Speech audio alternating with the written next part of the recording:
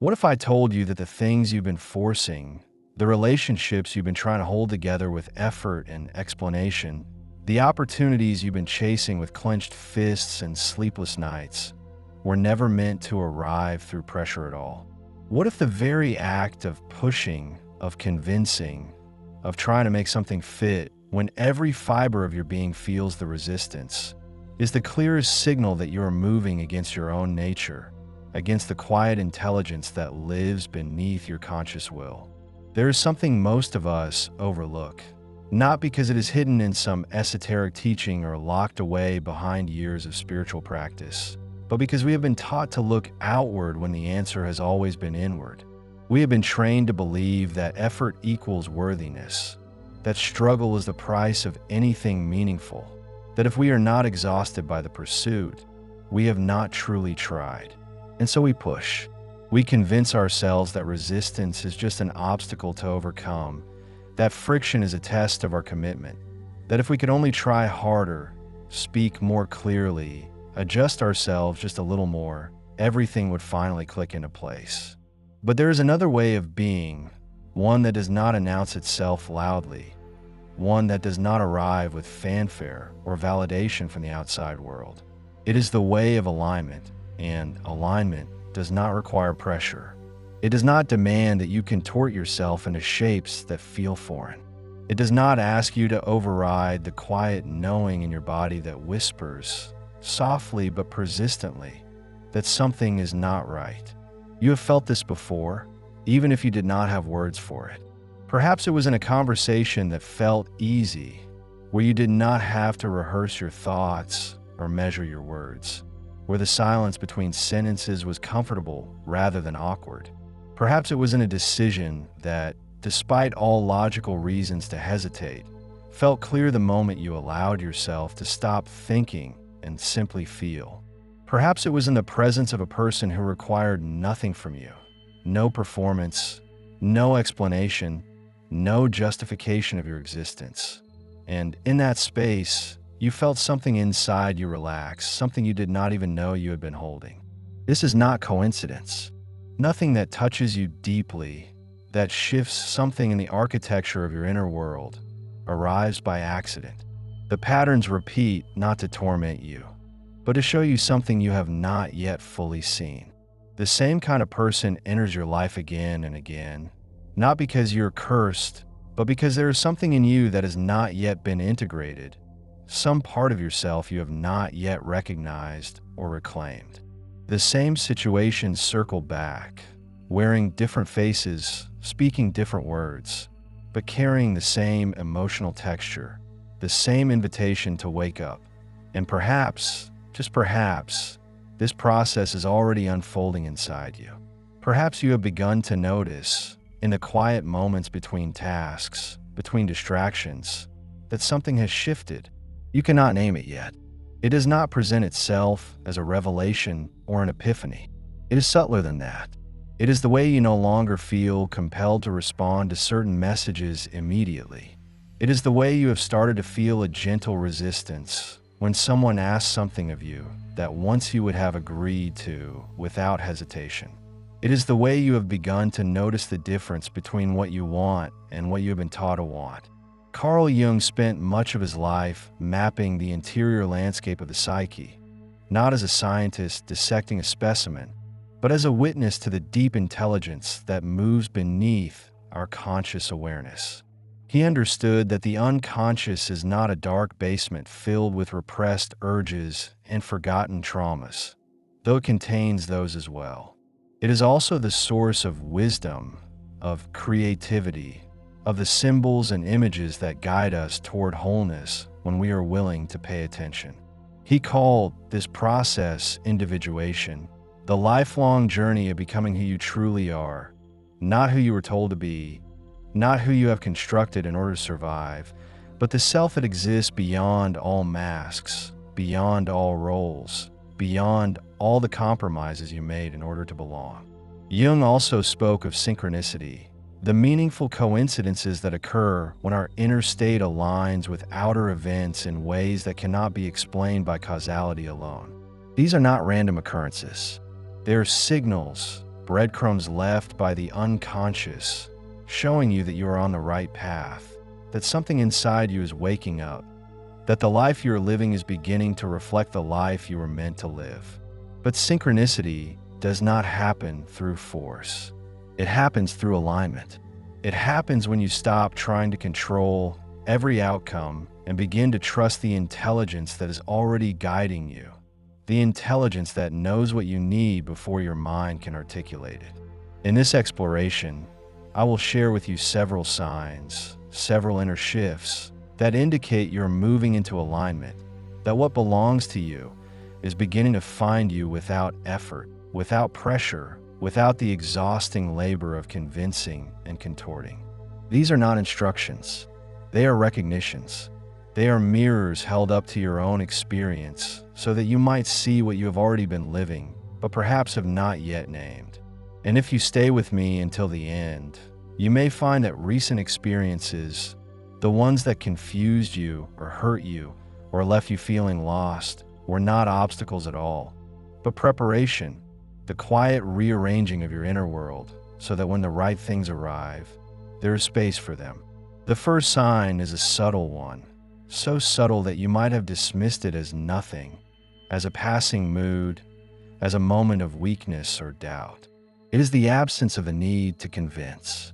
You notice it first in small interactions. Someone asks you to explain yourself, to justify a choice you have made, a boundary you have set, a direction you have taken.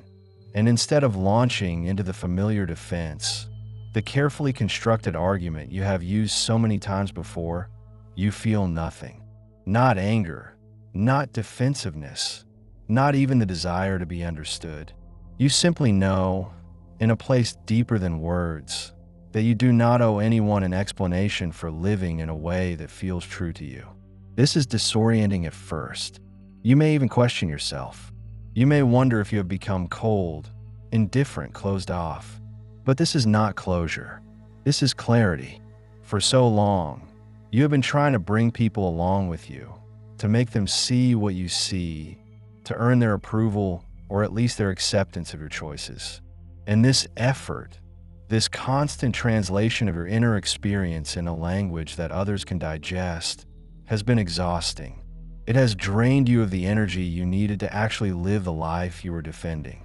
But now something has shifted. You no longer feel the urgency to make others understand. You no longer feel responsible for their confusion or their disappointment. You recognize, perhaps for the first time, that their reaction to your truth is not your burden to carry. And in this recognition, there is a kind of freedom that is both exhilarating and terrifying, because it means you're stepping out of the familiar role of the explainer, the justifier, the one who makes themselves small and digestible so that others can remain comfortable. You see this in your relationships as well.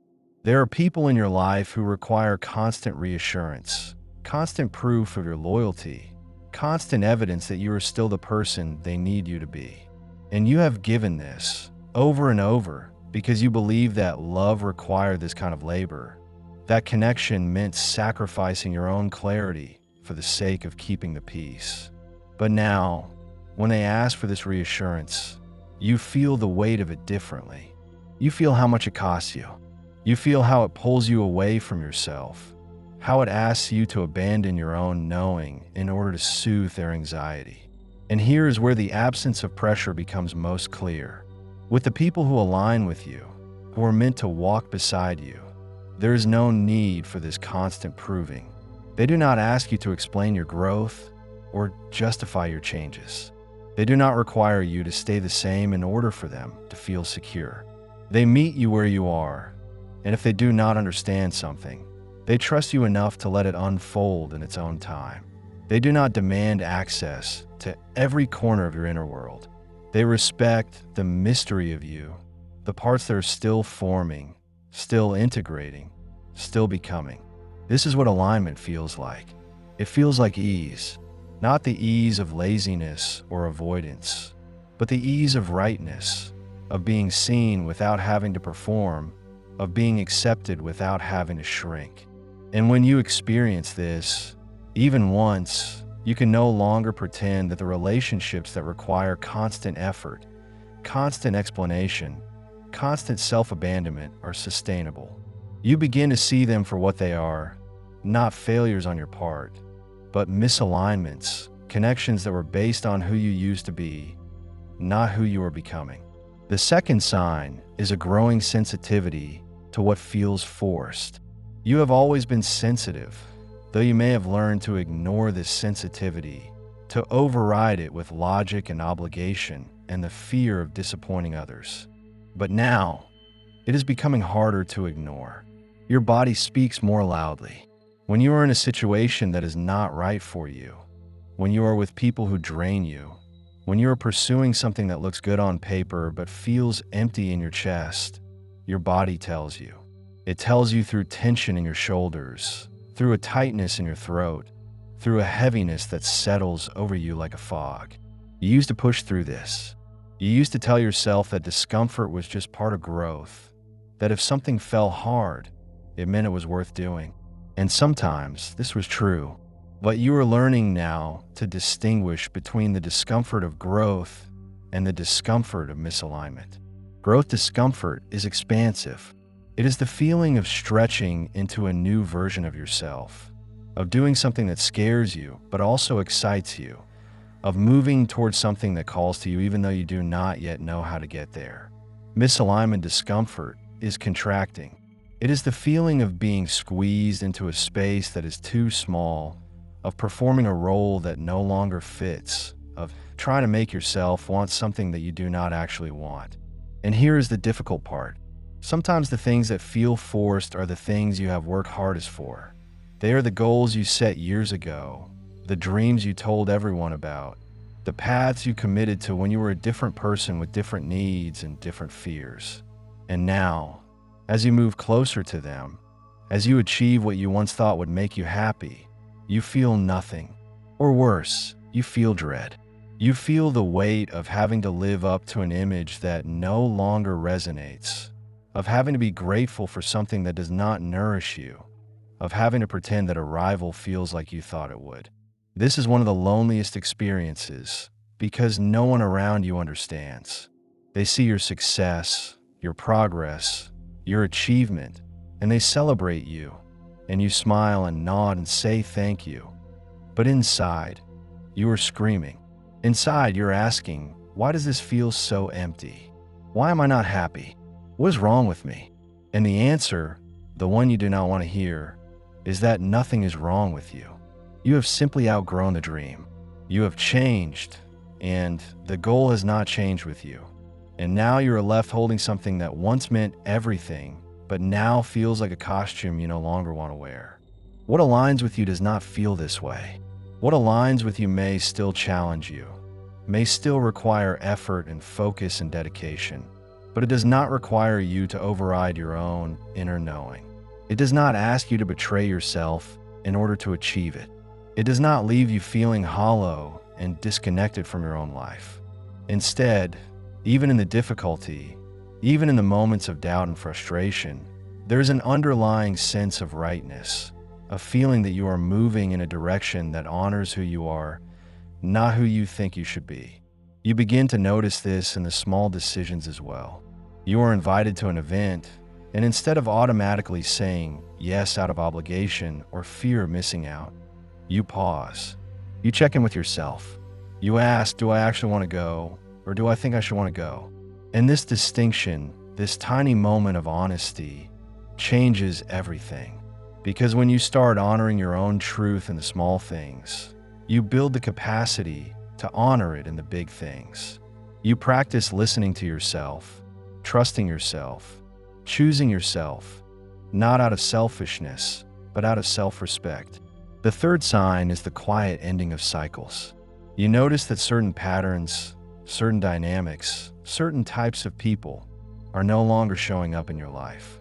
And this is not because you have done anything dramatic, not because you have cut everyone off or made grand declarations or burned bridges. It is simply that you have changed, and the frequency you are emitting has changed, and the things that once matched that frequency no longer resonate. It is like tuning a radio. When you shift the dial, even slightly, the station changes. The old signal fades, and a new one comes through. This can be unsettling, because it often happens without closure, without the neat resolution you were taught to expect. People simply drift away. Opportunities that once excited you no longer call to you. Habits that once defined your days begin to feel irrelevant. And you are left in a kind of in-between space, where the old has fallen away but the new has not yet fully arrived. This is the liminal space, the threshold, and it is uncomfortable because it offers no guarantees, no clear map, no reassurance that you're doing the right thing. But this space is necessary. It is the fertile void, the emptiness that must exist before something new can be born. You cannot fill your life with what is meant for you if you are still clinging to what is no longer meant for you.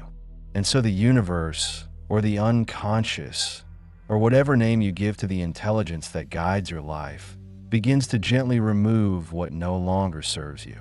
Sometimes this removal feels like loss. Sometimes it feels like failure. Sometimes it feels like you're being punished for wanting more, for changing, for daring to believe that you deserve something better. But you are not being punished. You're being prepared. You're being emptied so that you can be filled. You are being stripped of the identities and roles and relationships that were based on an older version of you, so that the new version, the one that is emerging slowly and quietly beneath the surface, has room to breathe, to move, to become visible. And here's what you must understand. This process does not happen because you're doing something right or wrong. It is not a reward or a punishment. It is simply the natural unfolding of a life that is becoming more aligned with itself. When you stop forcing, when you stop trying to hold together what is falling apart, when you stop convincing yourself that you can make something work through sheer willpower, you create space for what is truly yours to find you. And what is truly yours does not need to be chased. It does not need to be convinced. It does not need to be forced. It simply arrives quietly, naturally, as if it had been waiting for you to stop running long enough to notice it. The fourth sign is a deepening relationship with solitude. You used to fear being alone. You used to fill every moment with noise, with distraction, with people and plans and projects, because silence felt too heavy, too exposing, too close to the parts of yourself you did not want to face. But now, something has shifted. Now, solitude does not feel like loneliness. It feels like coming home. It feels like the only place where you can hear yourself think, where you can feel what you actually feel, where you can sort through the layers of conditioning and expectation and fear to find the quiet truth that lives beneath it all. This is not about becoming a hermit or rejecting connection. It is about recognizing that the quality of your external relationships is a direct reflection of the quality of your internal relationship with yourself. When you are at war with yourself, when you're constantly judging and criticizing and trying to fix yourself, you seek out relationships that mirror this dynamic. You attract people who are also at war with themselves, who project their unresolved pain onto you, who need you to be a certain way in order for them to feel okay. And together, you create a kind of codependency, a mutual agreement to avoid your own inner work by focusing on each other's flaws and needs and dramas. But when you begin to make peace with yourself, when you begin to meet yourself with curiosity instead of judgment, with compassion instead of criticism, the kinds of relationships you are available for change. You no longer need someone to complete you, because you are learning to be whole on your own. You no longer need someone to validate you, because you are learning to trust your own inner authority. You no longer need someone to save you, because you are learning to save yourself, to show up for yourself, to be the person you have been waiting for someone else to be. And so you spend more time alone, not out of bitterness or withdrawal, but out of necessity. You need this time to integrate, to process, to listen to the voice that has been drowned out by all the other voices telling you who to be and what to do and how to live.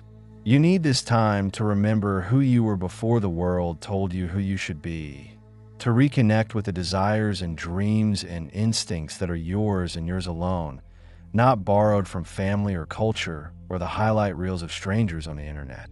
In this solitude, you begin to notice things you have never noticed before. You notice the way light moves across the floor in the afternoon. You notice the sound of your own breathing. You notice the thoughts that arise when there is no one to perform for, no one to impress, no one to convince. And some of these thoughts are uncomfortable. Some of them reveal fears and insecurities and wounds you have been avoiding. But some of them reveal something else, something deeper, something truer. They reveal the quiet knowing that has been guiding you all along, the part of you that has always known what you need, what you want, what you are here to do, even when you could not hear it over the noise of everyone else's opinions and expectations.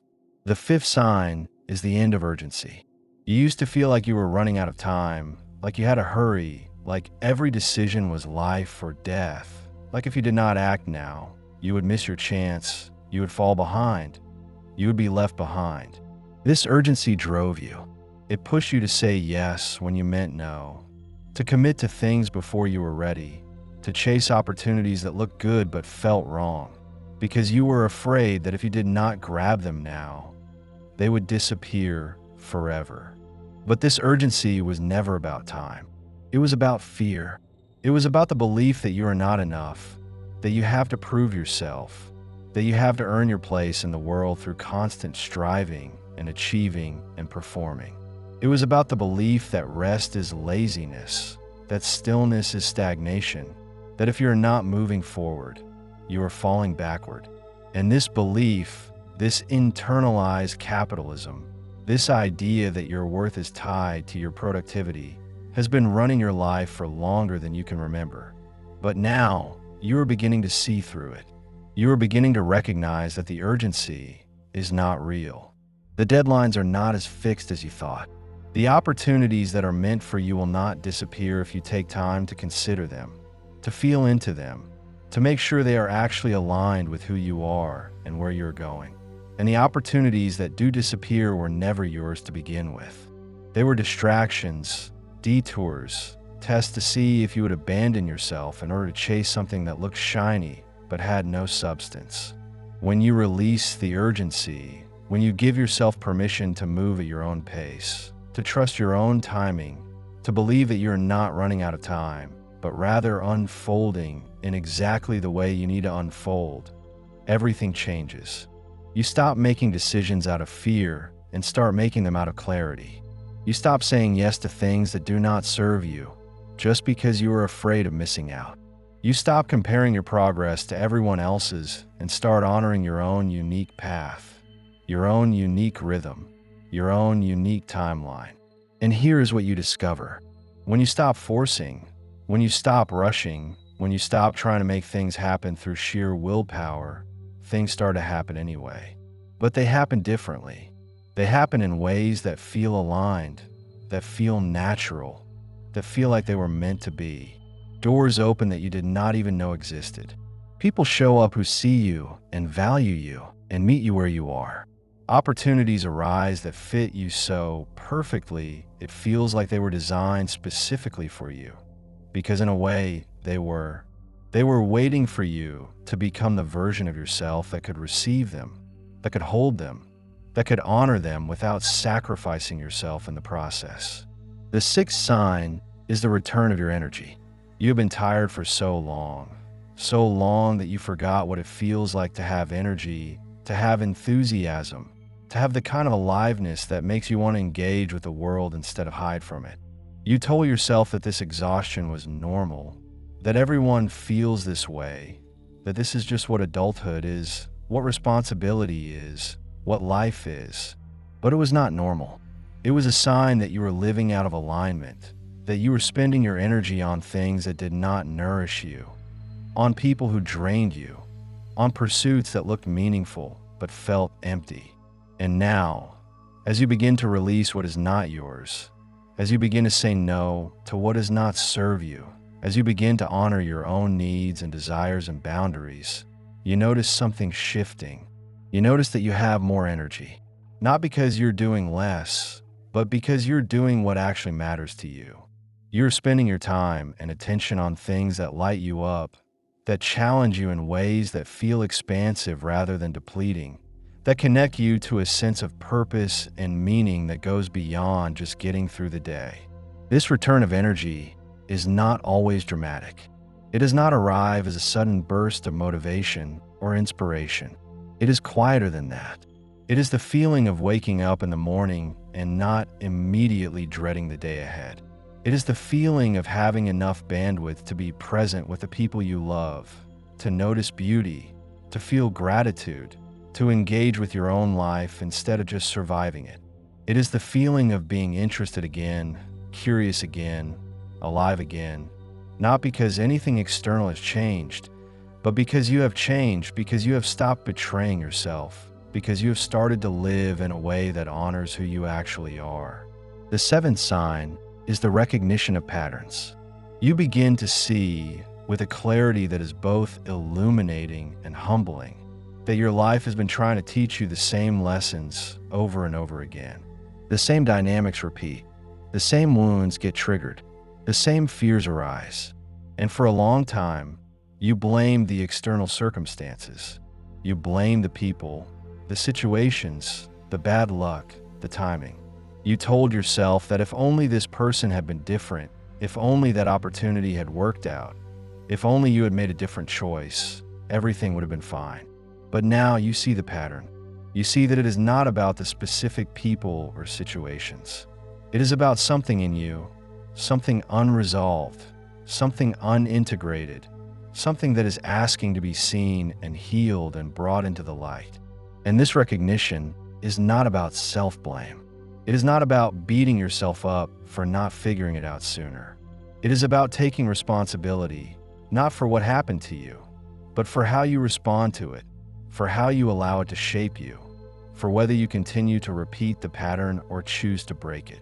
Jung called this the repetition compulsion, the unconscious drive to recreate the same situations over and over until we finally learn what we need to learn, until we finally integrate what we need to integrate.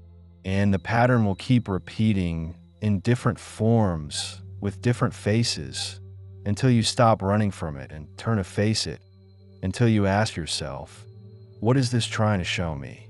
What part of myself have I been avoiding? What wound have I been protecting instead of healing? What belief have I been carrying that is no longer true? When you begin to see the patterns, you also begin to see the way out. You begin to see that you're not a victim of your circumstances, but a participant in your own life, and that you have more power than you realized. Not the power to control everything, but the power to choose how you show up, how you respond, how you honor yourself, even in the midst of difficulty. And this seeing, this recognition, is the beginning of transformation, because you cannot change what you cannot see, and you cannot heal what you refuse to acknowledge. The eighth sign is a shift in your relationship with time. You used to think of time as something that was running out, something you had to race against, something that was working against you. But now, you are beginning to see time differently. You are beginning to see that time is not your enemy. It is your ally. It is the space in which you unfold, in which you grow, in which you become. And the things that are meant for you, the things that are truly aligned with your path, do not require you to rush. They require you to be patient, to trust, to allow the process to unfold in its own time. This does not mean you become passive or complacent. It means you stop forcing outcomes. It means you stop trying to control every detail, every timeline, every step of the journey. It means you start to trust that there's an intelligence at work, an intelligence that is far wiser than your conscious mind, an intelligence that knows what you need and when you need it, even when you cannot see the bigger picture. You begin to notice that the things you forced never lasted. The relationships you try to hold together through sheer willpower eventually fell apart. The opportunities you chased out of fear or desperation eventually revealed themselves to be empty. The goals you achieved through self-abandonment eventually left you feeling hollow. But the things that came you naturally, the things that arrived without effort, the things that felt like they were meant to be, those are the things that endured. Those are the things that nourished you. Those are the things that reflected your true path, your true self, your true alignment. And so you learn to wait, not the passive waiting of someone who has given up, but the active waiting of someone who is preparing, who is becoming, who is trusting that the right things will arrive at the right time. You learn to use this time not to chase or force or control, but to deepen, to integrate, to become the person who is ready to receive what is coming. You learn that preparation is not about doing more, but about being more, about cultivating the inner qualities that will allow you to hold what you are asking for, to honor it, to steward it wisely. The ninth sign is the emergence of new desires. For so long, you have been living according to desires that were not your own. You wanted what you were told to want. You pursued what you were told to pursue. You measured your success by standards that were imposed on you, not chosen by you. And you did not even realize this, because the conditioning was so deep, so pervasive, so normalized that it felt like your own voice, your own desires, your own choices. But now, as you begin to clear away the noise, as you begin to release the expectations and obligations and roles that were never truly yours, you begin to hear a different voice. It is quieter than the other voices. It does not shout or demand or insist. It whispers. It suggests. It invites. And it speaks of desires that feel strange, unfamiliar, even frightening, because they do not fit the script you were given, the life you were supposed to live, the person you were supposed to be. These new desires might be small. You might find yourself wanting to spend more time in nature, even though you have always thought of yourself as a city person. You might find yourself wanting to create something, even though you have no training, no talent, no reason to believe you could be good at it. You might find yourself wanting to walk away from something that looks successful, that everyone else envies, because it no longer feels true to who you are becoming. Or these desires might be large, life-altering, impossible to ignore. You might find yourself wanting to leave a career you spent years building. You might find yourself wanting to end a relationship that looks perfect on the outside, but feels empty on the inside.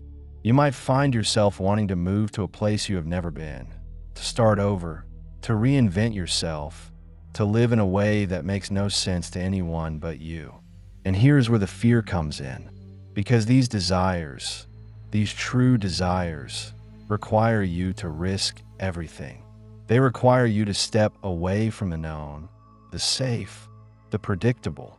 They require you to disappoint people, to let go of identities, to face the possibility that you might fail, that you might be wrong, that you might end up alone and lost and full of regret. And so you hesitate, you question, you try to talk yourself out of it. You try to convince yourself that you're being impulsive, unrealistic, selfish. But what aligns with you will not let you go. It will keep calling. It will keep showing up in your dreams, in your daydreams, in the moments when you let your guard down. It will keep whispering, gently but persistently, that there's another way to live, a way that honors who you truly are, not who you have been pretending to be. And eventually, if you're brave enough, if you're tired enough of living a life that is not fit, you will listen. You will take the first step, and then the next, and then the next. Not because you have all the answers, not because you know how it will turn out, but because you cannot not do it, because the cost of ignoring your true desires has become greater than the cost of pursuing them. The 10th sign is the presence of ease in unexpected places. You begin to notice that certain things that used to feel difficult or complicated or stressful, now feel easy. Not because they have changed, but because you have changed. Not because you have mastered some technique or acquired some skill, but because you are no longer working against yourself. You are no longer trying to force yourself to be someone you are not, to want something you do not want, to fit into a mold that was never designed for you. This ease shows up in conversations. You find that you can speak your truth without rehearsing, without worrying about how it will be received, without trying to manage the other person's reaction. You find that you can set boundaries without guilt, without over-explaining, without needing the other person to understand or agree. You find that you can ask for what you need without shame, without feeling like you're being demanding or difficult or too much. This ease shows up in decisions. You find that choices that used to paralyze you now feel clear. Not because the options have become simpler, but because you have become more connected to your own inner knowing, your own sense of what is right for you. You no longer need to poll everyone you know, to make endless lists of pros and cons, to analyze every possible outcome. You simply know, in your body, in your gut, in that quiet place beneath thought, what the right choice is, and you trust it. This ease shows up in your creative work, in your daily tasks, in the way you move through the world. Things that used to drain you no longer drain you. Things that used to require immense effort now flow naturally. And this is not because you have become lazy or careless. It is because you're finally aligned, finally living in a way that honors your true nature, finally allowing yourself to be who you are instead of who you thought you had to be. And here's the paradox.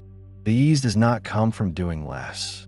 It comes from doing what is truly yours to do. It comes from releasing what was never yours to carry. It comes from trusting that you do not have to force your way through life, that you do not have to prove yourself, that you do not have to earn your place through endless striving and self-sacrifice. It comes from the recognition that what aligns with you, what is truly meant for you, does not require pressure. It requires presence. It requires trust. It requires the willingness to let go of control and allow life to meet you where you are. All of these signs, all of these inner shifts are part of one larger process, one larger unfolding. They are not separate steps to be checked off a list. They are threads in a tapestry, each one woven into the others, each one revealing a different facet of the same truth. And that truth is this: you're not broken. You do not need to be fixed. You do not need to force yourself into a life that does not fit in order to prove your worth, or earn your place, or justify your existence. What you need is to come home to yourself, to listen to the quiet voice that has been speaking to you all along, the voice that knows what you need, what you want, what you are here to do. To trust that voice, even when it leads you away from what is familiar, what is safe, what everyone else expects. To honor that voice, even when it means disappointing people, even when it means walking away from things that look good on paper but feel empty in your soul. This is not easy. It requires courage, not the loud, dramatic courage of grand gestures, but the quiet, steady courage of showing up for yourself, day after day, choice after choice, moment after moment. It requires patience, because the unfolding does not happen overnight. It requires faith, because you will not always see the bigger picture. You will not always understand why things are happening the way they are happening. You will not always have proof that you are on the right path. But you will have signs. You will have moments of clarity, moments of ease, moments when everything clicks into place and you feel, if only for a second, that you are exactly where you are supposed to be, doing exactly what you were supposed to be doing, being exactly who you were supposed to be. And those moments, as fleeting as they may be, are enough. They are breadcrumbs. They are confirmations. They are the universe, or the unconscious, or your own deepest self, whispering to you that you are not lost, that you are not alone, that you are being guided, even when you cannot see the path ahead. So what do you do with all of this? How do you begin to live in alignment, to trust what is unfolding, to release the pressure and allow what is truly yours to find you? You begin by noticing. You begin by paying attention to the small moments, the subtle shifts, the quiet knowing that arises when you stop trying to control everything and simply allow yourself to be. You begin by asking yourself, in the midst of any decision, any interaction, any pursuit, does this feel forced? Or does this feel aligned? Does this require me to abandon myself? Or does this allow me to be more fully myself? You begin by creating space. Space for silence, for solitude, for stillness. Space to hear your own voice, to feel your own feelings, to reconnect with the part of you that knows, that has always known what you need. This might mean saying no to things that once felt obligatory. This might mean disappointing people who are used to you being a certain way. This might mean stepping back from the noise and the busyness and the constant doing and simply being. You begin by trusting. Trusting that you do not have to have all the answers right now. Trusting that the path will reveal itself as you walk it. Trusting that what is meant for you will not pass you by. That you do not have to chase or force or convince. That you can relax into the unfolding. That you can allow life to meet you where you are. And you begin by being gentle with yourself. This process is not linear. There will be days when you feel clear and aligned and certain. And there will be days when you feel lost and confused and full of doubt. There will be moments when you slip back into old patterns, when you say yes when you mean no, when you try to force something that is not meant for you. And that is okay. That is part of the process. You are not failing. You are learning. You are unlearning. You are becoming. Nothing that is happening to you is random. Nothing that is leaving your life is a mistake. Nothing that is arriving is a coincidence. You are in the midst of a profound transformation, a reorganization of your inner world that is preparing you for a life that is more aligned, more true, more yours than anything you have lived before. And this transformation does not require you to do more, to try harder, to force yourself into a mold that does not fit. It requires you to let go, to trust, to allow, to be. What aligns with you does not require pressure. It requires presence. It requires the willingness to show up, to listen, to honor what is true, even when it is uncomfortable, even when it is inconvenient, even when it asks you to walk away from what everyone else thinks you should want. And when you do this, when you live this way, you will find that the right people, the right opportunities, the right experiences begin to find you. Not because you chase them, not because you force them, but because you became the person who was ready to receive them, who was aligned enough, clear enough, whole enough to recognize them and honor them, and allow them to unfold in their own time. If this resonated with you, if you felt something shift inside you as you listened, I invite you to like this video, to share it with someone who might need to hear it, to leave a comment sharing your own experience of alignment, your own journey of letting go of pressure and learning to trust what is unfolding. And if you want more of this kind of exploration, more of this slow, reflective, introspective work, subscribe to this channel, because this is what we do here. We go deep. We take our time. We honor the complexity and the mystery and the profound intelligence of the inner world. Thank you for being here. Thank you for listening. Thank you for trusting yourself enough to explore what it means to live in alignment.